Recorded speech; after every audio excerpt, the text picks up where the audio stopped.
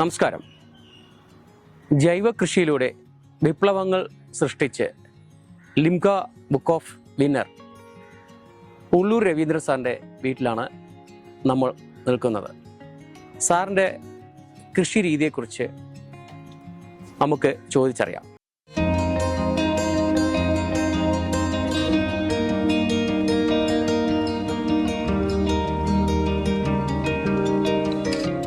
നമസ്കാരം.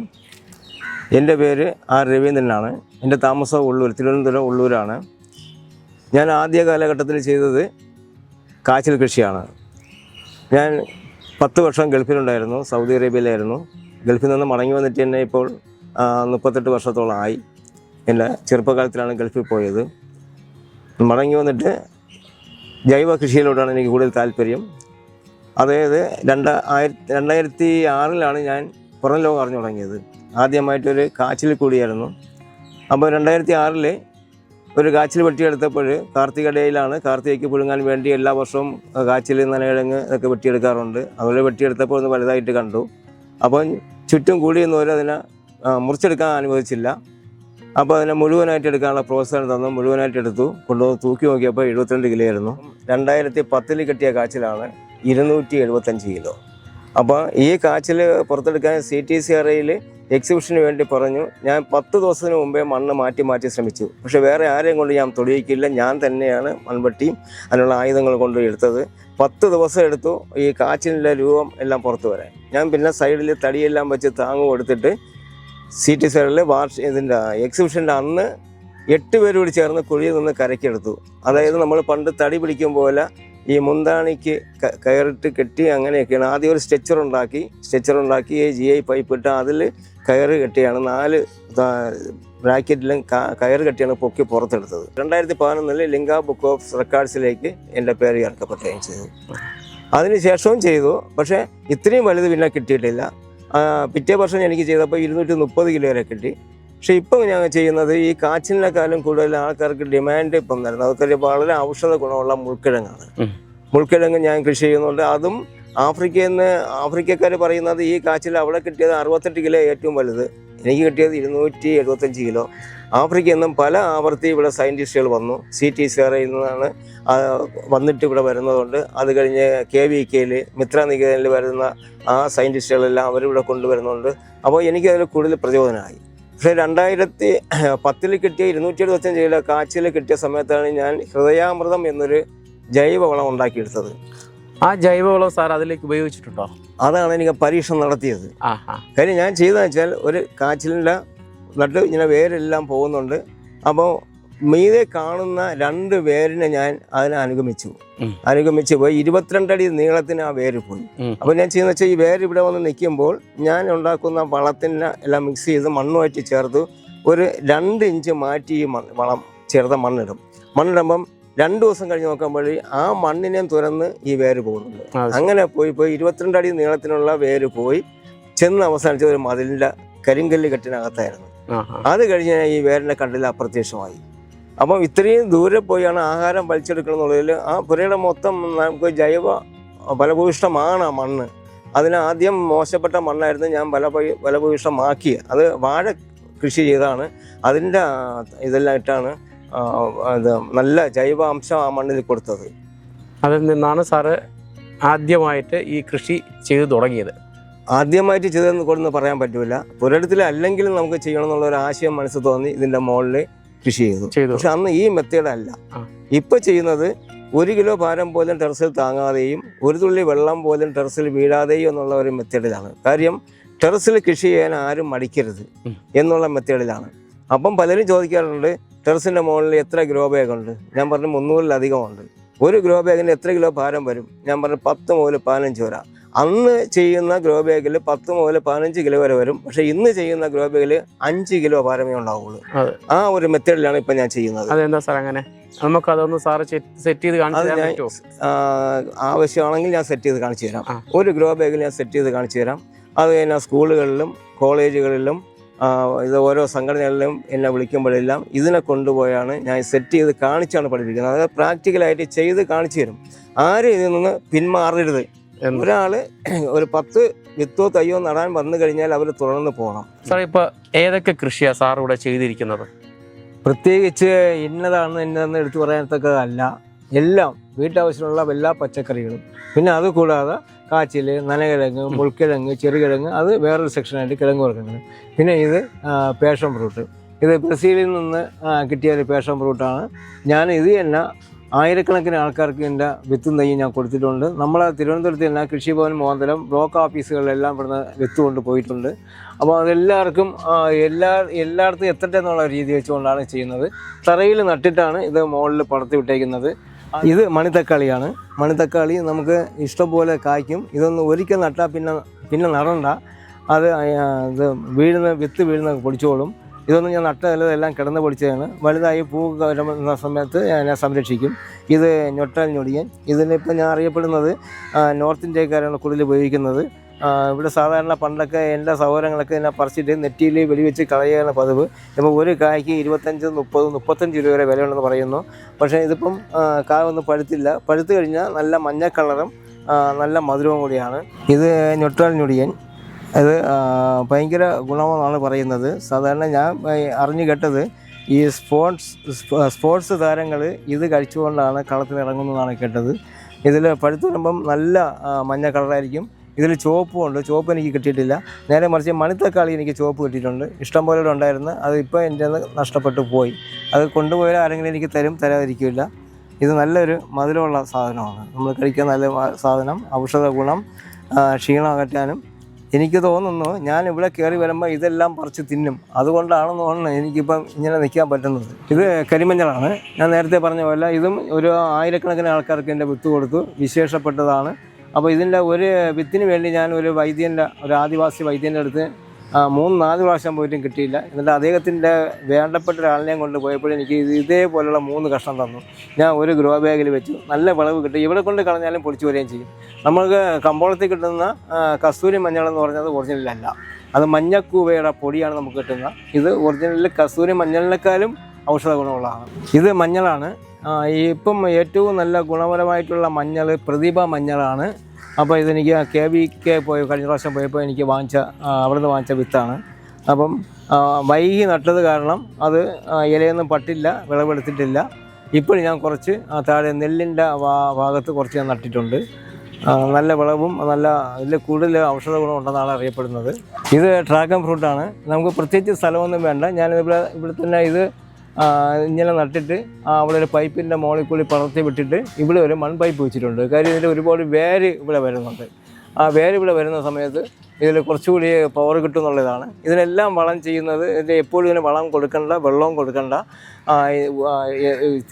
ചില സീസണിൽ എനിക്ക് സമയം കിട്ടുമ്പോഴേക്കും ഇതിന് വളം കൊടുക്കുന്നുള്ളൂ. ചെയ്യുന്നത് ഈ ഹൃദയാമൃതം, ഈ സസ്യാമൃതം ഒഴിക്കുന്നില്ല. സസ്യാമൃതം പൊടി രൂപത്തിലാണ്, ലിക്വിഡായിട്ടുള്ള ആണ് കൊടുക്കുന്നത്.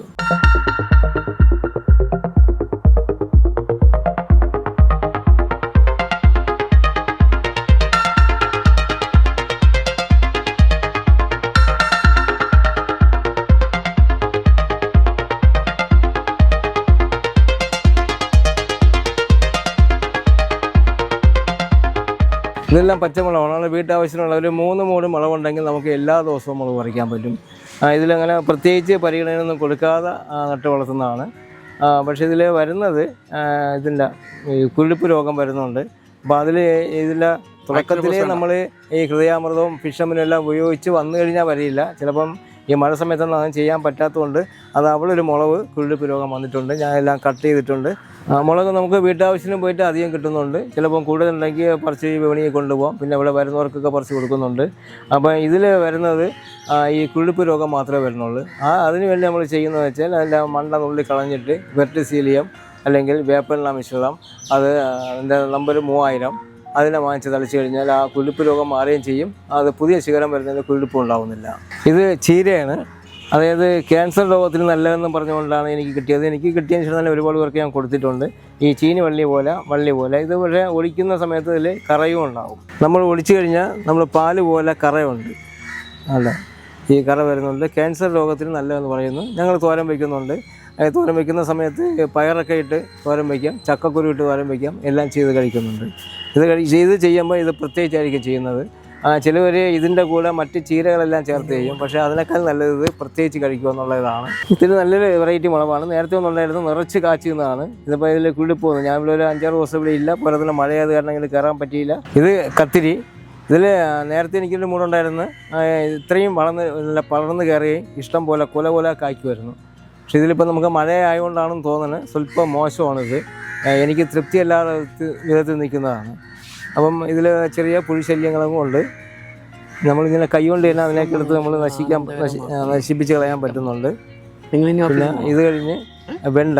ഇത് CO4 ഒരു വെണ്ട വിത്താണ്. എനിക്ക് കൃഷിഭവനിൽ നിന്ന് കിട്ടിയതാണ്.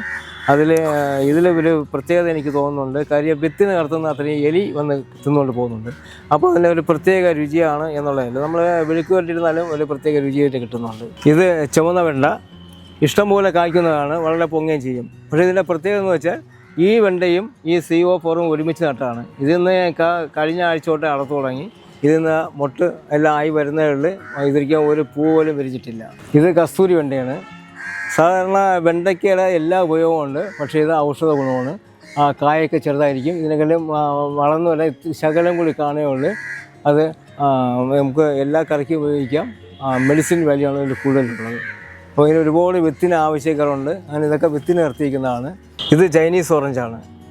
ഈ ചൈനീസ് ഓറഞ്ച് ഈ ചെടിക്കൊരു പ്രത്യേകതയുണ്ട്. ഞാൻ നേരത്തെ വരുമ്പോൾ ചൈനീസ് ഓറഞ്ച് നട്ടു. അത് 12 വർഷമായി ഇന്ന് വരെ നശിച്ചിട്ടില്ല. അത് പൊടിക്കും, കമ്പുണങ്ങും, വീണ്ടും അതിനെ പൊടിച്ച് കളയും. അങ്ങനെ കായ്ച്ച് ഇപ്പോഴുമുണ്ട്. അപ്പോൾ ഇതിൽ കഴിഞ്ഞ 2023 ഡിസംബർ 31 തീയതി ഞങ്ങളെ ഈ സ്കൂളിൻ്റെ വാർഷികമായിരുന്നു. അപ്പം നമ്മളെ മുൻ കൃഷിമന്ത്രി മുല്ലക്കര രത്നാകരൻ സാറാണ് അന്ന് ഉദ്ഘാടനത്തിന് വന്നത്. അപ്പോൾ എല്ലാവരും വിളക്ക് കത്തിച്ച് ഉദ്ഘാടനം ചെയ്യും. ഒരു പ്രത്യേകമായ രീതി ആവട്ടെ എന്ന് വിചാരിച്ചു ഞാനൊരു തൈ വാങ്ങിച്ചു. ഇത് ഞാൻ കൃഷിമിത്രയിൽ നിന്ന് വാങ്ങിച്ചതാണ്. കൃഷിമിത്രയിൽ നിന്ന് വാങ്ങിച്ചിട്ട് ഇത് തൈ നട്ട് ഉദ്ഘാടനം ചെയ്യാൻ വേണ്ടി അവിടെ പറഞ്ഞപ്പോൾ എനിക്ക് എടുത്തു തന്ന അവിടെ ഒരു സ്റ്റാഫ് പറഞ്ഞതെന്ന് വെച്ചാൽ ചെറിയ കാവുണ്ട്, പൂത്ത് കായും ഉണ്ട് എന്നും പറഞ്ഞുകൊണ്ട് അവർ തിരഞ്ഞെടുത്ത് എനിക്ക് തന്നതാണ്. ഞാൻ ഇവിടെ കൊണ്ടുവന്ന് മന്ത്രിയും ഞാനും കൂടി ഇതിൽ നട്ട് ഉദ്ഘാടനം ചെയ്തു. ഉദ്ഘാടനം ചെയ്തിട്ട് ഞാൻ ടെറസിൻ്റെ മുകളിൽ കൊണ്ടുവച്ചു. അതുകൊണ്ടാണ് ഇത് പ്രത്യേകമായിട്ടുള്ള ഒരു ഇത് അലങ്കരിച്ചൊക്കെ ചെയ്തത്. ഞാൻ ടെറസിൻ്റെ മുകളിൽ കൊണ്ടുവച്ചിട്ട് അന്ന് നിന്ന പൂവും ചെറിയ കായും ഉണ്ടായിരുന്നു. ഇത്രയും വലിപ്പമായ കായ ഞാനെല്ലാം നുള്ളിക്കളഞ്ഞു. കാര്യം എന്ന് വെച്ചാൽ ചെടി ഇവിടെ മാറ്റി നട്ടതേ ഉള്ളൂ. അതിൽ ചെടിക്കൊരു ശക്തി ഇടണമെങ്കിൽ ഇത് വളരാൻ പാടില്ല. ഇതിലൊരു 5 കാ വളരണമെന്നുണ്ടെങ്കിൽ ചെടിയുടെ ആരോഗ്യം കുറയും. ചെടിക്ക് ആരോഗ്യം വന്നതിന് ശേഷം ഞാൻ ഇത് നിർത്തിയതാണ്. കുറച്ച് കാ അടത്തു. ആരെങ്കിലും വന്ന് ക്ഷീണിച്ച് വരുന്ന സമയത്ത് നമുക്കിതിനെ പിഴിഞ്ഞ് കുടിക്കാൻ പറ്റുന്നതാണ്. അപ്പോൾ ഇപ്പോഴാ നിറച്ച് കാ പിടിച്ചു. ശരിക്കും ഇതൊരു നാരങ്ങയായിട്ട് നമുക്ക് ഉപയോഗിക്കാം. ഇത് തിപ്പല്ലി. ഇത് സാധാ നാടൻ തിപ്പല്ലിയാണ്. ഇതേപോലെ തന്നെ വലുതുകൊണ്ട് ഇതിൻ്റെ തിരി വളരെ ചെറുതായിരിക്കും. ഇതിൻ്റെ ഇലയിട്ട് തിളപ്പിച്ച് നമുക്ക് വെള്ളം കുടിക്കാം, കാപ്പിക്ക് ഉപയോഗിക്കാം. നമ്മളിവിടെ ഔഷധ കാപ്പിക്ക് ഉപയോഗിക്കുന്നതിൽ പ്രധാനമായിട്ടുള്ളതാണ് ഈ തിപ്പല്ലിയുടെ ഇല. തിരി ഇല്ലെങ്കിൽ ഇല ഉപയോഗിക്കാം. അങ്ങനെ ഒരു ഗുണം ഇതിനുണ്ട്. പിന്നെ നേരത്തെ അവിടെ കാണിച്ചുള്ള കസ്തൂരി വെണ്ട ഇതാണ്. ഇതിലെ കംപ്ലീറ്റ് എല്ലാം ഞാൻ വിത്തിന് നിർത്തിയിരിക്കുന്നതാണ്. വിത്ത് ഒരുപാട് ആൾക്കാർക്ക് വേണം. ഇത് അമ്പഴങ്ങിയാണ്. അമ്പഴങ്ങിയ കൊണ്ട് നട്ട് നിറച്ച് കാ വന്നപ്പോൾ എൻ്റെ മണ്ട ഉണങ്ങിപ്പോയിട്ട് വീണ്ടും അതിനെ പൊടിച്ച് വരുന്നുണ്ട്. ഇനി കാ വരുമ്പോൾ ഇത് കുല വരുന്നു. ഇത് സ്റ്റാർ ഫ്രൂട്ട്. ഇതെല്ലാം ബഡ് തൈകളാണ്. ഇത് സ്റ്റാർ ഫ്രൂട്ട്. ഇതിലും കായ്ച്ചു. ആ കായെല്ലാം പറിച്ചു. ഇനി അടുത്ത ഇതിൽ സ്റ്റെപ്പ് അടുത്ത ഈ ശിഖരം വന്നോടെ പൂവാണ് വരുന്നത്. ഈ ഗ്രോ ബാഗെല്ലാം ഞാൻ കൃഷിമിത്രയിൽ നിന്ന് വാങ്ങിച്ചതാണ്. പക്ഷേ ഇത് സാധാരണ ഗ്രോ ബാഗിനേക്കാളും കൂടുതൽ ലാസ്റ്റ് ചെയ്യുന്നുണ്ട്. അപ്പോൾ ഞാനിതിൽ ചെയ്യുന്നത് വെച്ചാൽ ആദ്യം നടുന്നത് ഇതിൽ പയർ, തക്കാളി, കത്തിരി ഇങ്ങനെയൊക്കെ നട്ടിട്ട് അവസാനം ഇതിൽ ഈ കരിമഞ്ഞൾ, മഞ്ഞൾ, ഇഞ്ചിയൊക്കെ നടും. ഇഞ്ചി നടുമ്പം ഈ മണ്ണ് തറയെ തട്ടിയിട്ട് വേണം. ഞാൻ നേരത്തെ പറഞ്ഞു 3 വർഷത്തിൽ ഒരിക്കൽ ഞാൻ കുമ്മായിടും മണ്ണിൽ. അപ്പോൾ മണ്ണ് തറയെ തട്ടി ഇതെല്ലാം കിണ്ടിപ്പിറക്കി എടുക്കുകയും ചെയ്യാം. പിന്നീട് ഒന്നേന്ന് മണ്ണ് നിറച്ചാണ് പിന്നെ ഗ്രോ ബാഗ് നിറയ്ക്കുന്നത്. അപ്പോൾ ഇത് നല്ല ലാസ്റ്റ് ചെയ്യുന്നൊരു കൃഷിമിത്രയുടെ ഗ്രോ ബാഗ് നല്ല ലാസ്റ്റ് ചെയ്യുന്നുണ്ട്. ഈ മണ്ണ് തട്ടുന്ന സമയത്ത് തന്നെ പലരും ഇതിൻ്റെ ഇവിടെ പിടിച്ചിട്ട് മടക്കി പിടിച്ച് തട്ടാറുണ്ട്. പക്ഷേ ഞാൻ ആ വിധത്തിൽ മടക്കി പിടിച്ച് തട്ടിയിരുന്നാലും ഈ ഗ്രോ ബാഗിൻ്റെ ഒട്ടിപ്പ് വിടുകയോ കീറോ ചെയ്യുന്നില്ല. കഴിയുന്നത് നമ്മൾ ആ മടക്കിൽ ഇങ്ങനെയൊക്കെ വിരൽ കയറ്റാതെ മണ്ണ് തട്ടുന്നതാണ് നല്ലത്. ഈ നമ്മൾ കൃഷിമിത്രയുടെ ഗ്രോ ബാഗ് സാർ എത്ര വർഷം ഉപയോഗിക്കുന്നുണ്ട്? ഒരു ബാഗ് എത്ര വർഷം വരെ ഉപയോഗിക്കാം? ഇതിൻ്റെ ഇത് ഒരുപാട് നാളായി. ഒരുപാട് വർഷം കൊണ്ട് ഞാൻ കൃഷിമിത്ര ഗ്രോ ബാഗിൻ്റെ ഇപ്പം ഈ പച്ചയില കിട്ടിയപ്പോഴാണ് ഇപ്പോഴാണ് ഉപയോഗിച്ചത്. അതുവരെ ഈ കൃഷിമിത്രയുടെ ബാഗ് തന്നെയാണ് ഉപയോഗിക്കുന്നത്. ഞങ്ങൾ 4 വർഷമാണ് ഇതിൻ്റെ ഗ്യാരണ്ടി കൊടുക്കുന്നത്. 4 വർഷം 4 അല്ല കൂടുതലായി. അതല്ലേ? കൂടുതലായി. അതിലറിയണമെങ്കിൽ ഇതാ നോയിരിക്കുന്ന ആ ചുളുക്കുള്ള ഗ്രോ ബാഗ് 6 വർഷമായതാണ്. ആ അതിലിപ്പോഴാണ് ഞാൻ കസ്തൂരി മഞ്ഞൾ നട്ടത്. അത് ആ കൃഷിമിത്രയുടെ ഇപ്പുറത്ത് നിന്നിരിക്കുന്നത്. പിന്നെ അത് കീറിയിട്ടുണ്ട്. പിന്നെ വേറൊരു വ്യത്യാസം എന്ന് വെച്ചാൽ നമുക്ക് എന്തെങ്കിലും വിധത്തിൽ ഒരു കീറല വല്ലതും ഉണ്ടെങ്കിൽ ഈ കാര്യം കുറേ കാലം കഴിയുമ്പോൾ മടക്ക് വെച്ച് കീറാൻ സാധ്യതയുണ്ട്. അത് കഴിഞ്ഞ് ഇഞ്ചി മഞ്ഞളൊക്കെ നടുമ്പം അത് കയറി ബഡ്ജ് ചെയ്ത് ഇരിക്കും.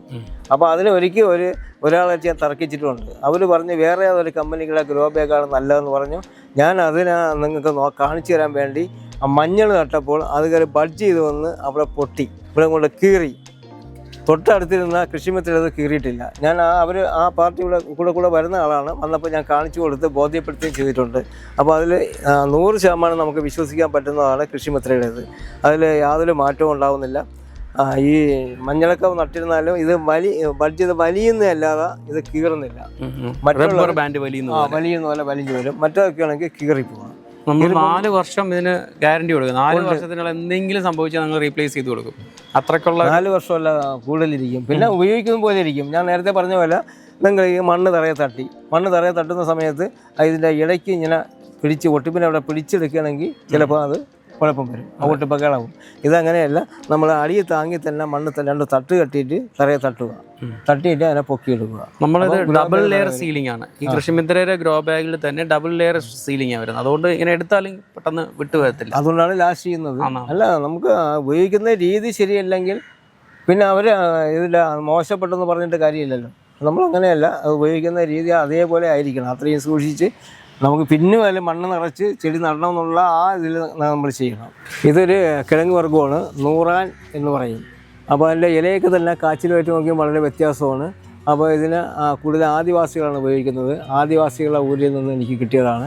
അപ്പോൾ ഇതിൻ്റെ താഴെ നട്ടിട്ട് മുകളിൽ പടർത്തി വിട്ടേക്കുന്നത്. കിഴങ്ങിന് വലിയ വലിപ്പം കാണില്ല, നീളത്തിലാണ് പോകുന്നത്. പക്ഷേ ഇതിലൊരു കുഴപ്പമെന്ന് വെച്ചാൽ എനിക്ക് ഒരു വ്യത്യസ്തമായ രീതി കണ്ടത് ഭയങ്കര ചൊറിച്ചിലാണ്. പക്ഷെ വെന്ത് കഴിഞ്ഞാൽ ചൊറിച്ചിലില്ല. അപ്പോൾ ഇത് കൂടുതൽ നമുക്ക് നട്ട് ഇതാക്കാൻ പറ്റുന്നില്ല. കാര്യം ഇതിൻ്റെ വിത്തിനൊക്കെ കൊടുത്തിരുന്നാലും ഈ ചൊറിച്ചിലുണ്ടെങ്കിൽ അവരാരും ഇതിനോട് താല്പര്യപ്പെടില്ല. എങ്കിലും എൻ്റെ ആവശ്യത്തിനൊക്കെ ചെയ്യുന്നുണ്ട്. ഈ മെഡിസിൻ വാല്യൂ കൂടിയത് കാരണം ഞാൻ കുറേയൊക്കെ നട്ടു. തൻ്റെ ടെറസിൽ കൃഷി ചെയ്ത് ഒരു ഡെമോയാണ് എല്ലാവർക്കും കാണിക്കുന്നത്. അത് നന്നായിട്ട് ആദായം എടുക്കത്തക്ക രീതിയിൽ ഉള്ള കഷ്ടപ്പാടാണ് ഞാൻ സാറിൽ നിന്ന് കാണുന്നത്. ഞാൻ ഇവിടെ വന്ന് കണ്ടപ്പോൾ വെണ്ട, കത്തിരി, പച്ചമുളക് എന്ന് വേണ്ട നെല്ലടക്കം ഇവിടെയുണ്ട്, മഞ്ഞൾ, എല്ലാ രീതിയിലും സാറ് കൃഷി ചെയ്ത് തന്നെ ആദായം എടുത്തുകൊണ്ടിരിക്കുകയാണ്. നമുക്ക് അത് കാണാം. അപ്പം സാറ് ശരിക്കും പറഞ്ഞാൽ മരണത്തെ കണ്ട ഒരാളാണ്. ഈ കൃഷി ചെയ്തിട്ട് സാറ് നേരെ ഇതിൻ്റെ മേലിൽ നിന്ന് താഴെ വിഴിഞ്ഞ് അത് സാറ് തന്നെ പറഞ്ഞു തരും. എന്നിട്ട് സാറ് വീണ്ടും അത് വച്ച് നിർത്തിയില്ല ഈ കൃഷിയെ. അതാണ് ഏറ്റവും വലിയ ഞങ്ങളെ പ്രോത്സാഹിപ്പിക്കുന്ന ഒരു കാര്യം. സാർ, അതിനെക്കുറിച്ച് ഒന്ന് എനിക്ക് പറഞ്ഞു തരണം. ഞാൻ ഇവിടെ കൃഷി ചെയ്തുകൊണ്ടിരിക്കുന്ന സമയത്ത് എനിക്കൊരു ആക്സിഡൻറ്റ് പറ്റിയായിരുന്നു. അതായത് ഇതിൻ്റെ സെൻസൈഡ്, രണ്ടാമത്തെ മുകളിൽ സെൻസൈഡിൻ്റെ അവിടെ നിന്ന് ഒരു കാല് ഈ സെൻസൈഡ് ചവിട്ടിക്കൊണ്ട് വലത് കാല് ആ തെങ്ങിൽ കോവലിൻ്റെ വള്ളി അവിടെ പൊയ്ക്കൊണ്ട് ആ കോവലിൻ്റെ വള്ളിയാണ് കിടക്കുന്നത്. പടർന്നു പോയപ്പോൾ അതിനെ പിടിച്ചു വിടാൻ വേണ്ടി ഒരു കാല് ഷീറ്റിലായിരുന്നു. ഷീറ്റ് മടങ്ങി താഴെ വീണ് ഏറ്റവും നിലത്തായിരുന്നു. ഒരു 23 അടിയോളം പൊക്കമുണ്ട് അവിടെ. വീണ് വളരെ എനിക്ക് ബുദ്ധിമുട്ടായിരുന്നു. ഒരു 6 മാസം ഒരേ കിടപ്പ് കിടന്നിട്ട് അത് കഴിഞ്ഞ ശേഷം എനിക്ക് കൈയൊന്നും പൊക്കാൻ പറ്റിയില്ല. ആശുപത്രി ചികിത്സ കഴിഞ്ഞിട്ടും ഫിസിയോതെറാപ്പി എല്ലാം കഴിഞ്ഞിട്ടും പിന്നെ ഒറ്റശേഖരമംഗലത്തുള്ള ഒരു ബിജു വൈദ്യരാണ് എനിക്ക് കൈ പൊക്കാനും നടക്കാനും സ്റ്റെപ്പ് കയറാനുള്ള എല്ലാ സംവിധാനം ഉണ്ടാക്കുന്നത്. അപ്പോൾ ഈ വീട് നട്ടില് കശിയൊരു പൊട്ടി, ഇതൊരു വലിയൊരു മുറിവാണ്. ഒരുപാട് ബ്ലഡൊക്കെ ഒന്ന് പോയി. അപ്പോൾ ശരിക്കും അവശയായി. അപ്പോൾ ഞാൻ വിചാരിച്ചു എനിക്ക് ഇനി അടുത്തൊരു പുനർജന്മം ഉണ്ടാകുമെന്ന് ഞാൻ പ്രതീക്ഷിച്ചല്ല. ഇതോടുകൂടി എല്ലാം അവസാനിച്ചെന്നുള്ളതായിരുന്നു. എന്നിട്ട് പോലും ഈ ടെറസിൻ്റെ മുകളിലെ കൃഷി എനിക്ക് നിർത്തേണ്ടി വന്നില്ല. കാര്യം എന്ന് വെച്ചാൽ ഇവിടെ വന്ന് പഠിച്ചിട്ട് പോയ പലരും അവർ വന്ന് വെള്ളം ഒഴിക്കുകയും അതൊക്കെ നോക്കി എന്നെ കാണാൻ വന്നിട്ട് അവർ വന്ന് എല്ലാവരും മേൽനോട്ടെല്ലാം നോക്കി വെള്ളം ഒഴിക്കേണ്ട സമയത്താണെങ്കിൽ വെള്ളം ഒഴിക്കും. വൈഫും മക്കളും ഉണ്ടായിരുന്നു. അവരാണ് കയറി വെള്ളം ഒഴിപ്പെല്ലാം നടക്കുന്നത്. എന്തെങ്കിലുമൊക്കെ ചെയ്യാനുണ്ടെങ്കിൽ ഇവിടെ വന്ന് ക്ലാസ്സിന് പോയാൽ എന്നോട് സഹകരിക്കുന്ന പലരും ചെയ്തുകൊണ്ടിരുന്നത്.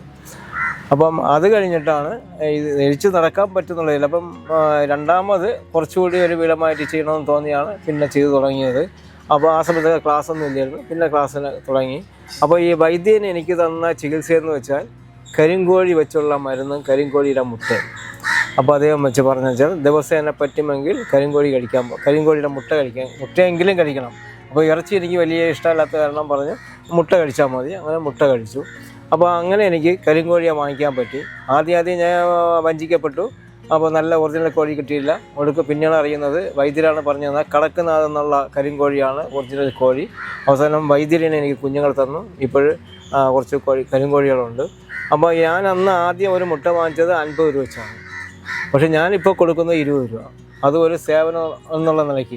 അപ്പോൾ എന്നെ സഹായിക്കാൻ താഴെ ഒരാളുണ്ട്, കൊച്ചുവിട്ട് താമസിക്കുന്ന ഒരു ഹിന്ദിക്കാരനുണ്ട്. പുള്ളി ഒന്നൊക്കെ സഹായിച്ചു തരും. അപ്പം കൊടുക്കുന്ന നാടൻ രീതിയിലാണ് വളർത്തിയെടുക്കുന്നത്. പ്രത്യേകിച്ച് കൂടുണ്ടെങ്കിലും അതിനെ തുറന്ന് വെളിയിൽ വിടും. തുറന്ന് വെളിയിട്ട് അവിടെ ചിക്കി ചീഞ്ഞ് ഇത് ഒരുപാട് വെള്ളാരം കല്ല് കൊത്തി തിന്നാറുണ്ട്. അപ്പോൾ അത് തിന്നാനുള്ള സൗകര്യം എല്ലാം ഉണ്ടാക്കി കൊടുക്കും. അപ്പം മറ്റുള്ള തീറ്റ്, തേങ്ങാപ്പിണ്ണാക്ക്, ഗോതമ്പ്, കുറച്ച് അരി, പിന്നെ ചോറ് വയ്ക്കുമ്പോൾ അതിൻ്റെ ഉപ്പിട്ട് പഠിച്ച് അതിൻ്റെ കുറച്ച് ചോറുകൾ എല്ലാം കൂടി മിക്സ് ചെയ്താണ് കൊടുക്കുന്നത്. അതെ. അപ്പോൾ ഞാൻ ശരിക്കും സാറ് സുഖമില്ലാതെ ഇവിടുന്ന് വീഴുന്നതിന് ശേഷം ഞാൻ സാറിനെ ഒന്ന് കാണുകയുണ്ടായി. സാറ് സാറിൻ്റെ ബെഡ്റൂമിൽ വെച്ച് ഞാൻ കണ്ടത്. അപ്പോൾ സാറിങ്ങനെ മേലോട്ട് ഫാനിനെ നോക്കിയാണ് കിടക്കുന്നത്. അപ്പോൾ അന്ന് സാറിൻ്റെ അടുത്ത് പറഞ്ഞ് സാറിന് വളരെ ഡിപ്രഷനാണ് ഉണ്ടായിരിക്കുന്നത്. കാര്യം ഒരേ കിടക്ക 6 മാസം അങ്ങോട്ടും ചെരിയാൻ പാടില്ല ഇങ്ങോട്ടും ചെരിയാൻ പാടില്ല എന്നുള്ളൊരു അവസ്ഥയിൽ കിടന്ന് സാറ്. പക്ഷേ ഇന്ന് ഇത്രത്തോളം ഈ കൃഷിയിൽ വളരെ ഇൻവോൾവ് ആകുന്നതെന്ന് വെച്ചാൽ എനിക്ക് വിശ്വസിക്കാൻ പറ്റാത്തതാണ്. അത് സാറിന് ഇവിടെ വരണം, ഈ കൃഷി ചെയ്യണം എന്ന് സാറിൻ്റെ അന്ന് എൻ്റെ അടുത്ത് പറഞ്ഞായിരുന്നു. ഞാനിവിടെ നിന്ന് എണീറ്റ് വരും എന്നുള്ള ഒരു സാറിൻ്റെ ആ ഒരു ധൈര്യമൊക്കെയാണ് എനിക്കിന്നും പറയുന്നത്. അപ്പം ഇത് കാണുന്നവർക്ക് എന്ന് മനസ്സിലാക്കാൻ പറ്റുന്നത്, മരിച്ച അവിടെ നിന്ന് എണീറ്റ് വന്ന് വീണ്ടും കൃഷി ചെയ്ത ആളാണ്. അപ്പം ഒരിക്കലും കൃഷി നഷ്ടമല്ല, അതേ മറിച്ച് നമ്മളെ ശരീരം തന്നെ അതിലേക്ക് ഉത്സാഹിപ്പിച്ച് തരും. നമുക്ക് ഡെയിലി ഒരു നല്ലൊരു എനർജിയാണ് കിട്ടുന്നത്. ഇവിടെ നിന്ന് സാറും ജസ്റ്റ് നോക്കിയിട്ട് പോയി. എനിക്കിവിടെ വന്നപ്പോൾ തന്നെ അത്ഭുതം തോന്നുന്നുണ്ട്. എന്നുവെച്ചാൽ അത്ര നമ്മളെ കണ്ണിന് കുളിർച്ച മാത്രമല്ല, നല്ല ജൈവ രീതിയിലുള്ള ഫുഡും വീട്ടിലേക്ക് ഉണ്ടാക്കി കഴിക്കാനും പറ്റും. പിന്നെ സാറ് കരിങ്കോഴിയുടെ കാര്യം പറഞ്ഞത്, ഈ വെള്ളാരം കല്ലിൽ 2 കല്ലുണ്ട്. ഒന്ന് അതായത് ഈ പോയിസണുള്ളൊരു കല്ലുണ്ട്. അപ്പോൾ ഈ കരിങ്കോഴി വന്നിട്ട് പോയിസണുള്ള കല്ല് കഴിക്കത്തില്ല, നല്ല കല്ലേ കഴിക്കത്തുള്ളൂ. അപ്പോൾ അത് ഈ മറ്റ് സാധാ നാടൻ കോഴികൾ ഈ വെള്ളാരം കല്ല് എല്ലാ വെള്ളാരം കല്ല് പോയിസൺ ഉള്ളതും കഴിയും ഇല്ലാത്തതും കഴിയും. അപ്പോൾ പോയിസൺ ഉള്ളത് കഴിക്കുമ്പോഴേ നമുക്ക് അതിൻ്റെ പോയിസൻ്റെ കണ്ടൻറ്റ് നമ്മുടെ ശരീരത്തിൽ വരാൻ ചാൻസസ് ഉണ്ടെന്നാണ് ഈ ആയുർവേദത്തിലുള്ള വൈദ്യരൊക്കെ പറഞ്ഞു കേട്ടിട്ടുള്ളത്. എൻ്റെ ശ്വാസം പോകുന്നവരാണ്. എനിക്ക് മണ്ണിൽ അധ്വാനിച്ച് ജീവിക്കണം. എൻ്റെ മണ്ണിൽ അധ്വാനിച്ചുകൊണ്ട് നിൽക്കുമ്പം എൻ്റെ ശ്വാസം നിലയ്ക്കണം എന്നുള്ള കാര്യം പ്രാർത്ഥിച്ചുകൊണ്ടേ എണീക്കുള്ളൂ, പ്രാർത്ഥിച്ചുകൊണ്ടേ ഉറങ്ങുന്നതിന് മുമ്പേ ചെയ്യുള്ളൂ. അത് കഴിഞ്ഞ് കുറച്ച് ഈ വൈദ്യരും അന്ന് ഫിസിയോതെറാപ്പി പറഞ്ഞ ആ എക്സസൈസ് ഉണ്ട്, ആ എക്സസൈസ് ചെയ്യും. എക്സസൈസ് ചെയ്തിട്ടേ പുറത്തിറങ്ങുള്ളൂ. അപ്പം ഇറങ്ങിയോളം തന്നെ വൈഫ് ഒരു ഔഷധ കാപ്പി വരും. ഈ പച്ചിലകളെല്ലാം ചേർത്തുള്ള ഔഷധ കാപ്പിയാണ്. ഈ ഔഷധ കാപ്പി തന്നെയാണ് ഇവിടെ ക്ലാസ്സിന് വരണവർക്കും ഞാൻ കൊടുക്കുന്നത്. ഏത് മാസത്തിലാണ് സാറ് ഈ തൈകൾ വന്നിട്ട് നടന്നത്, വിത്തുകൾ ഇറക്കുന്നത്? പ്രത്യേകിച്ച് ഒരു മാസം. എനിക്ക് കിഴങ്ങ് പറക്കാൻ നടുന്നത് കുംഭമാസത്തിലെ 12 ദിവസം.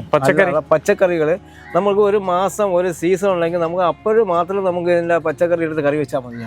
എളുപ്പം, ഏറ്റവും എളുപ്പ രീതിയിൽ നമുക്ക്. മഴ സമയത്ത് കുറച്ച് ബുദ്ധിമുട്ടായിരിക്കും. കാര്യം പൊടിച്ച് വരാനും പൊടിച്ച് വന്നാലും വേര് ചെയ്യൽ രോഗങ്ങളൊക്കെ വരും. അതിന് നമ്മൾ ചെയ്യുന്നത്, നമ്മളിപ്പം ഗ്രോ ബാഗ് നിറച്ച മെത്തേഡ്, ആ മെത്തേഡ് ചെയ്യണമെങ്കിൽ വേര് ചെയ്യൽ രോഗം അധികം വരുന്നില്ല. അതിനോടൊപ്പം നല്ല സീറോമോണോസ് നമ്മൾ കലക്കി തെളിക്കും. പിന്നെ നമ്മളുണ്ടാക്കുന്ന ഫിഷമിനോയും ഹൃദയാമൃതമൊക്കെ ഒഴിച്ചു കഴിഞ്ഞാൽ ചെടിക്ക് നല്ല ഗ്രോത്ത് വരും. അതിന് നല്ല പ്രതിരോധശേഷി കിട്ടുന്നു എന്നുള്ള ആ ഒരു എനിക്ക് ഉറപ്പ് പറയാൻ പറ്റുന്നുണ്ട്. അപ്പോൾ എല്ലായ്പ്പോഴും ഇപ്പം നമുക്ക് ടെറസിൻ്റെ മുകളിൽ കയറിയിട്ട് എന്തെങ്കിലുമൊക്കെ പറിച്ചുകൊണ്ട് ഒരു കറി, ആ കറി വയ്ക്കാൻ വേണ്ടി എല്ലായ്പ്പോഴും എന്തെങ്കിലും കാണും. ഇപ്പോൾ തക്കാളി ഇല്ല, തക്കാളി ഇനിയിപ്പോൾ തൈ നട്ടതേ ഉള്ളൂ. പക്ഷെ മഴ സമയത്ത് നേരത്തെ നട്ട് നല്ല മൊട്ടും പൂവും തുടങ്ങിയതായിരുന്നെങ്കിൽ ഇപ്പം നിറച്ച് കിട്ടിയില്ല. പക്ഷെ അന്നപ്പോഴും എനിക്ക് നടാൻ പറ്റിയിട്ടില്ല. നിരന്തരം എനിക്ക് ക്ലാസ് ഉണ്ടായിരുന്നു. അപ്പോൾ നടുന്നത് ഞാൻ തന്നെയാണ് നടുന്നത്, ജോലിക്കൊന്നും ആളിനെ നിർത്തില്ല. പിന്നെ ആ ജോലിക്ക് ആൾ നിർത്തുന്നത് ഈ മണ്ണെല്ലാം തറയെ തട്ടിയിട്ട് 3 വർഷത്തിലൊരിക്കൽ കുമ്മായി ഇടുന്നുണ്ട്. കുമ്മായി ഇടുന്ന സമയത്ത് തറയെ തട്ടും. അത് ഇവിടെ ഒരാളിനെ കൂടി സഹായിക്കാൻ പഠിക്കും. ഈ വീണതിന് ശേഷം എല്ലാം തട്ടി കുമ്മായി ഇട്ട് എല്ലാം ഇവിടെ മൂടിയിട്ടിട്ട് പിന്നെ ഒന്നേ നിറയ്ക്കുന്നത് ഇതേ മെത്തേഡിൽ നിറയും. ഈ നിറച്ചതിൽ ഒരു പ്രാവശ്യം നിറച്ചതിൽ എല്ലാ പ്രാവശ്യവും അതുപോലെ നിറയ്ക്കേണ്ട ആവശ്യമില്ല. നമ്മളിപ്പോൾ വെണ്ട നട്ടു, ആ വെണ്ട അതിനെ പിഴുത് കളയും. മൂടോടുകൂടി കറണ്ട് വെച്ച് തൊണ്ടിട്ട് മണ്ണോടുകൂടി പിഴുത് മാറ്റും. അങ്ങനെ ഇവിടെ പലതിലും മണ്ണ് കോരി വെച്ചിട്ടുണ്ട്. മാറ്റിയിട്ട് അടുത്ത ക്രോപ്പ് എന്തെങ്കിലും നടും. അങ്ങനെ 3-4 പ്രാവശ്യം നമുക്ക് ഓരോരോ ക്രോപ്പ് നടാൻ പറ്റും. ഇപ്പം മരുന്ന് ഏത് മരുന്നാണ് സാറേ കൊടുക്കുന്നത്? മരുന്നിൽ ശരിക്കും പറഞ്ഞാൽ ഇതിൽ ഒരു കീടനാശിനി എനിക്ക് ഉപയോഗിക്കേണ്ടി വരുന്നില്ല.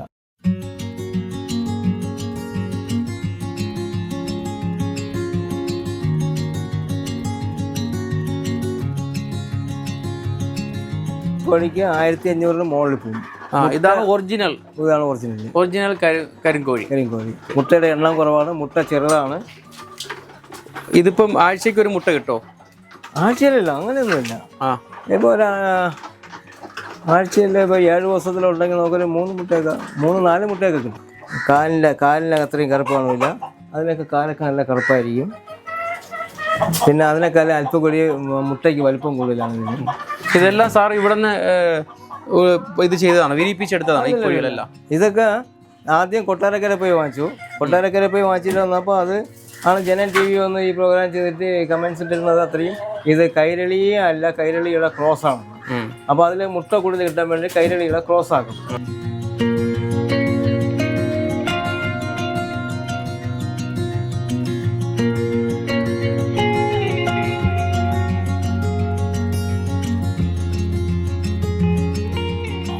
ഇത് നെൽപ്പാടമല്ല, മട്ടുപ്പാവാണ്. മട്ടുപ്പാവിൽ നെൽകൃഷി ചെയ്തിരിക്കുക. അതിപ്പോൾ നമുക്ക് അതിൻ്റെ പതിരും വന്നിട്ടുണ്ട്. നമുക്ക് സാറിനെ ചോദിക്കാം ഇതിൻ്റെ വിശേഷങ്ങൾ എങ്ങനെയാണ്. ഇതിപ്പം വിത്ത് നട്ടിട്ട് ഇപ്പം 2 മാസം 70 ദിവസത്തോളമായി. അപ്പോൾ ഇതിൽ നമുക്ക് ചെടിച്ചട്ടിയിലാണ് നട്ടിക്കുന്നത്. ചെടിച്ചട്ടിയിൽ സാധാരണ ഞാറാക്കി നടും, അല്ലാതെ നമ്മൾ വിത്ത് വിടും. ഇതിപ്പോൾ മഴയില്ലാത്ത സമയത്ത് വിത്തിട്ടാണ് പിടിപ്പിച്ചത്. കരനെല്ലല്ലേ? കരനെല്ലാണിത്. ഉമ ഈ എൻ്റെ ഇടത് സൈഡിലുള്ളത് ഉമയും ഇത് പ്രത്യാശയാണ്. ഈ രണ്ടും കരനെല്ല് തന്നെയാണ്. അപ്പോൾ ആദ്യം കിട്ടിയത് ഉമയുടെ വിത്താണ്, അത് കഴിഞ്ഞ് പ്രത്യാശ ഇതാണ് നമ്മളുടെ റൈറ്റ് സൈഡിൽ നടക്കുന്നത് എല്ലാം ചെടിച്ചട്ടിയിൽ തന്നെ. നമ്മൾ താഴെ കാണിച്ച പോലെ മണ്ണ് ആ അരിപ്പിനെ അരിച്ചിട്ട്, പുരയുടെ മണ്ണാണ്, വയലിലെ മണ്ണൊന്നുമല്ല. അത് അരിച്ചതിന് ശേഷം അതേ രീതിയിൽ ഇതിൽ ഇലയൊന്നും വയ്ക്കില്ല. ആ മണ്ണ് നമ്മൾ വളങ്ങൾ കൂട്ടി ഇത് ചെയ്തത് അതേപോലെ അതിൽ കുറച്ചുകൂടി ചാണകത്തിൻ്റെ അളവ് കൂടുതൽ ഇടും. വേപ്പമണ്ണാക്കും എല്ലുപൊടിയും കുറച്ചുകൂടി കുറയ്ക്കും. ആ വിധത്തിലാണ് വിത്തിട്ടാണ്. ഒരു ചെടിച്ചട്ടിയിൽ 5-6 നെല്ലിട്ടാണ് പിടിപ്പിച്ചത്. അതിപ്പോൾ ഇത്രയും രീതിയിൽ വളർന്നിട്ടുണ്ട്. അത് കഴിഞ്ഞതിന് ശേഷം കാര്യം വീണ്ടും ഇതിൽ മണ്ണിടാൻ പറ്റില്ല. ആ ചെടിച്ചട്ടിക്കകത്ത് മറ്റേ നമ്മൾ ചെടിക്കല്ലാണെങ്കിൽ വളം നമ്മൾ ചേർന്ന മണ്ണിട്ട് മീതെ ഇട്ട് കൊടുക്കും. ഇതിൽ ചെയ്തിരിക്കുന്നത് ലിക്വിഡായിട്ടുള്ള ഹൃദയാമൃതം, ഫിഷമിനോ ഇത് രണ്ടുമാണ് ഇതിനകത്ത് ഒഴിച്ചു കൊടുത്തിട്ടുള്ളത്. പിന്നെ നമ്മൾ ഇതിൽ നെല്ല് നടാൻ സമയത്ത്, വിത്ത് നടാൻ സമയത്ത് സസ്യാമൃതം ഉണ്ടാക്കുന്നുണ്ട്. സസ്യാമൃതം കൂടി ശകലം ഇതിൽ ഉപയോഗിക്കുന്നുണ്ട്. അപ്പോൾ ഇതിലിപ്പോൾ എല്ലാം കൂടി ഒരു 150 ഗ്രോ ബാഗ് ഉണ്ടെങ്കിൽ നമുക്കൊരു 32 കിലോ നെല്ല് വരെ എനിക്ക് കഴിഞ്ഞ പ്രാവശ്യം കിട്ടിയിട്ടുണ്ട്. അപ്പോൾ ഓണം സംബന്ധിച്ച് 10 ദിവസം കഴിക്കാനുള്ള എല്ലാം നമുക്ക് അരിക്കുള്ള ചോറ് വരാം, പച്ചക്കറി ടെറസ് മുകളിൽ നിന്ന് എടുക്കാം. ഇത് അരിയാക്കി എടുക്കുന്നുണ്ട്. പക്ഷേ ഇപ്പോൾ ഒരു ബുദ്ധിമുട്ടെന്ന് വെച്ചാൽ ഇതിപ്പം നമുക്ക് നെല്ല് കുത്തിയെടുക്കാനുള്ള മെല്ല് ഈ ഭാഗത്തൊന്നുമില്ല. നേരത്തെ ചെമ്പഴന്തിയിലൊന്നുണ്ടായിരുന്നു, വട്ടപ്പാറയൊന്നുണ്ടായിരുന്നു. അപ്പോൾ ഞാൻ കഴിഞ്ഞ പ്രാവശ്യം ചെയ്തെന്ന് വെച്ചാൽ സഹോദരിക്ക് മരുന്നൊരു കടയാണ്, സഹോദരിയെ കൊണ്ട് കൊടുത്തു. അവൾ ഒരാൾ സഹായിച്ചു കൊടുത്തതാണ്. അത് അവിച്ച് ഉണക്കി അരിയാക്കി തന്നു. കതിരായി വരുമ്പോൾ കതിര മുകളിൽ വരുമ്പോൾ ഉള്ളൊരു ബുദ്ധിമുട്ടാണ് ഈ ചാഴി വന്ന് ഇതിൻ്റെ പാല് കൂട്ടി കുടിക്കുമ്പോഴാണ് ഇതിൽ കൂടുതൽ പതലും ചണ്ടുമായി പോണത്. അപ്പോൾ ഞാൻ ഇതിനെ ചെയ്യുന്നത് ഫിഷമിനോ സ്പ്രേ ചെയ്യുക എന്നുള്ളതാണ്. ഇന്നലെ ചെയ്തില്ല, മെനിങ്ങാന്ന് ചെയ്തു. 2 ദിവസം മഴയായിരുന്നു, ഇന്നും കൂടി ചെയ്യണം. ഫിഷമിനോ സ്പ്രേ ചെയ്യുമ്പോൾ ഇതിന് മാറ്റം വരുന്നുണ്ട്. അല്ലെങ്കിൽ ചെയ്യേണ്ടത് ഒരു ചാഴിയെ പിടിച്ച് പതുക്കെ ഒന്ന് ഞെക്കി ഇവിടെ ഇടുക. ഇതിൻ്റെ സ്മെല്ലായിരിക്കും, ഭയങ്കര സ്മെല്ലാണിത്. ആ സ്മെല്ലിൻ്റെ ഇതിൽ ഭയങ്കര സ്മെല്ലാണ്. ചാഴികൾ പിന്നെ അധികം വരുന്നില്ല എന്നുള്ളൊരു പ്രത്യേകത കൂടിയുണ്ട്. അപ്പം വൈകുന്നേരം വേളയിൽ വന്ന് 2-3 എണ്ണത്തിന് നമ്മൾ ഞാൻ ഇപ്പോൾ വിളിച്ച് ഞെക്കി ഇവിടെ ഇടും. അപ്പോൾ അവിടെ അതിൽ പാവവും പുണ്യം നോക്കിയിട്ട് കാര്യമില്ല, അപ്പം കുറച്ച് കുറയുന്നുണ്ട്. സാറേ, മട്ടുപ്പാവിൽ ജൈവ കൃഷി ചെയ്യുന്ന ഞങ്ങളുടെ വ്യൂവേഴ്സിനോട് സാർ എന്താ പറയാനുള്ളത്? ഇതിൽ എനിക്ക് പറയാനുള്ളത്, നല്ലൊരു മനസ്സുണ്ടായിരുന്നാൽ നമുക്ക് ഏത് കൃഷി നമുക്ക് ചെയ്യാൻ പറ്റും. അതിൽ പ്രത്യേകിച്ച് മട്ടുപ്പാവ് കൃഷി. അതുകൂടാതെ ഇപ്പം ഞാനൊരു മെത്തേഡ്, ഗ്രോബേ നടക്കുന്ന മെത്തേഡ് കാണിച്ചിട്ടുണ്ട്. അതേ മെത്തേഡിൽ നിങ്ങൾ ചെയ്യാമെങ്കിൽ നിങ്ങൾക്ക് ഒരു നഷ്ടവും ഉണ്ടാവില്ല, ഒരു ഫലവും കിട്ടൂല എന്നുള്ളൊരു പരാതിയും വേണ്ട. നമുക്ക് ടെറസിലും ഭാരമില്ലാത്ത വിധത്തിൽ ചെയ്യാൻ പറ്റും. പക്ഷേ ഇത് നിങ്ങൾ ചെയ്യാൻ ശ്രമിക്കുക.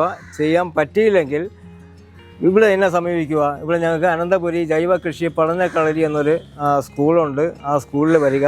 നിങ്ങളാരും ഫീസ് തരണ്ട, ഫീസില്ല, നിങ്ങളെ പഠിപ്പിച്ച് ക്ലിയറാക്കി തരാം. അതിൽ ആ മെത്തേഡ് നിങ്ങൾ ചെയ്യാമെന്നുണ്ടെങ്കിൽ അതിനോട് ബന്ധപ്പെട്ട് ഞങ്ങൾക്ക് തന്നെ ഒരു അനന്തപുരി ജൈവ കൃഷി പഠനകളരി എന്നുള്ളൊരു വാട്സപ്പ് ഗ്രൂപ്പുണ്ട്. ആ ഗ്രൂപ്പിൽ നിങ്ങൾ ആഡ് ചെയ്യുന്നുണ്ട്. നിങ്ങൾക്ക് എന്തെങ്കിലും സംശയങ്ങൾ വല്ലതും ഉണ്ടെങ്കിൽ നിങ്ങൾക്ക് ചോദിക്കാം. ആ സംശയങ്ങൾ തീർത്തു തരാനും എൻ്റെ കൂടെ സഹകരിക്കുന്ന ഇവിടുന്ന് പഠിച്ചിട്ട് പോയ പലരും നിങ്ങളെ സഹായിക്കാൻ തയ്യാറാണ്. ഞാൻ എപ്പോഴും നിങ്ങളെ സഹായിക്കാൻ തയ്യാറാണ്. പക്ഷേ നിങ്ങൾ ചെയ്യുക എന്നുള്ളത് മാത്രം. നിങ്ങൾ ഇവിടെ പഠിക്കാൻ വരുമ്പോൾ നിങ്ങൾക്ക് ഫീസ് കൊടുക്കണം, എത്രയാണ് ഫീസ് എന്നൊന്നും ആരും ചോദിക്കേണ്ട. ഇവിടെ വന്ന് പഠിക്കുകയാണെന്നുണ്ടെങ്കിൽ അത് സൗജന്യമായിട്ടാണ് പഠിപ്പിക്കുന്നത്. പിന്നെ നമ്മൾക്ക് പല സംഘടനകളും പലയിടത്തൊക്കെ നമ്മൾ ക്ലാസ്സിന് വിളിക്കാറുണ്ട്. അവിടെ വരുമ്പം അവർ തരുന്ന എന്താണെന്ന് വെച്ചാൽ ഞാൻ സ്വീകരിക്കുന്നുണ്ട്. അല്ലാതെ ഇവിടെ നിന്ന് ഇന്നുവരെ ഫീസ് വാങ്ങിച്ചിട്ടില്ല. അത് എൻ്റെ മനസ്സിൽ എൻ്റെ ശ്വാസം നിലയ്ക്കുന്നവരാ. ഇതിൽ എനിക്ക് ചെയ്യാൻ പറ്റുന്ന കാലം വരെ ഞാൻ ഇത് തുടർന്ന് തന്നെ പോകും. അതിൽ ആരും ഫീസില്ലാതെ സൗജന്യമായിട്ട് തന്നെ ആയിരിക്കും. എന്തായിരുന്നാലും ഇന്ന് പ്രതീക്ഷിക്കാതെയാണ് നിങ്ങളുടെ വന്നു. ഞാൻ കൃഷി ചെയ്ത ഒരു പ്രോഗ്രാം ചെയ്തു. അത് അധികം പ്രേക്ഷകരും കണ്ടിട്ട് കൃഷിയിലോട്ട് വരാൻ വേണ്ടി ഞാൻ ആഗ്രഹിക്കുന്നു. അതിനുള്ള സഹായം ചെയ്യാൻ ഞാൻ തയ്യാറാണ്. അപ്പം ഈ ഒരു പ്രോഗ്രാം ചെയ്തതിന് നിങ്ങൾക്ക് ഇത് ഷൂട്ട് ചെയ്ത ക്യാമറാമാൻ, ഇതിൻ്റെ കൃഷിമിത്രയുടെ ഗിരി, അവർക്കെല്ലാവർക്കും ഞാൻ ഒരിക്കൽ കൂടി നന്ദി പറഞ്ഞുകൊണ്ട് നിർത്തുന്നു. നന്ദി, നമസ്കാരം. ഇതൊരു സേവനമാണ്. സാറ് നമുക്ക് ചെയ്തു തരുന്നൊരു ക്ലാസ് മുഖേന നമുക്ക് പറഞ്ഞു തരുന്നത് ഒരു സേവനമാണ്. പിന്നെ ഇതൊരു ആവേശമാണ്. ഇതെല്ലാം കാണുമ്പോൾ നമുക്ക് വലിയൊരു ആവേശമായിട്ടാണ് തോന്നുന്നത്. നമുക്കും ചെയ്യാൻ പറ്റുമല്ലോ എന്നത്. പിന്നെ പ്രചോദനമാണ്. കാര്യം വീണെടുത്തുനിന്ന് ഏകദേശം മരണത്തിൻ്റെ വക്കിൽ നിന്ന് പോയ സാർ എണ്ണീറ്റ് വന്നത് തന്നെ നമുക്കൊരു വലിയൊരു പ്രചോദനമായിട്ടാണ് കരുതുന്നത്. അപ്പോൾ ഈ വീഡിയോ നിങ്ങൾക്ക് എല്ലാവർക്കും ഉപകാരപ്രദമായിട്ടുണ്ടാവുമെന്ന് ഞാൻ വിശ്വസിക്കുന്നു. ഇതുപോലുള്ള നല്ല നല്ല വീഡിയോയുമായി നമുക്ക് അടുത്ത എപ്പിസോഡിൽ കാണാം. നന്ദി.